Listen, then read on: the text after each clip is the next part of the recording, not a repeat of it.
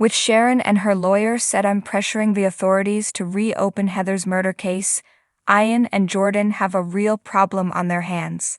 How will Young and Restless intervene so as to give the villains more time to rain terror down on Geno City?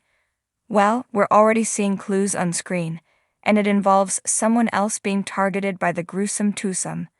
After Sharon's revealing second hypnosis session, she's convinced someone else was in the apartment with her and Heather, and though she didn't see Jordan's face, she remembered a gloved hand being placed on her shoulder and guiding her down to the sofa. She also remembered that at that point, Heather was alive and well and screaming from across the room.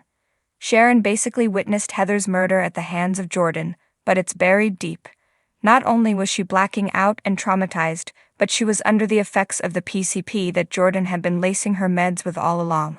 When it first came to light that Sharon's prescription had been tainted, there was a lot of speculation about who could possibly hate her enough to do such a terrible thing. Gadding about town with her hatred of the blonde on full display was her former nemesis, none other than Daniel's furious mother, which seemed to be hinting that Sharon and company might turn their suspicions on her at some point. Of course, we all know that Jordan is the real culprit. That's why we speculated that Jordan would frame Phyllis, as it certainly wouldn't be a stretch to believe Red would go these lengths. As we and everyone in Geno City knows, she literally faked her own death in an effort to rid herself of Deanne.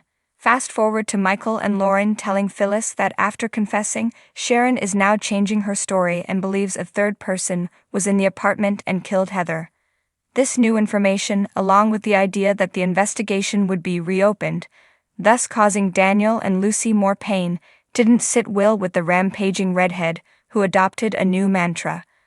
Over at Sharon's place during a confrontation, and over at Daniel's place, whilst updating her son on the latest, Phyllis declared that Sharon will pay no matter what happens, she'll pay one way or another, etc. With this, Young and Restless is setting the scene for Phyllis to be framed for lacing Sharon's meds with PCP and killing Heather to set her up for a murder rap.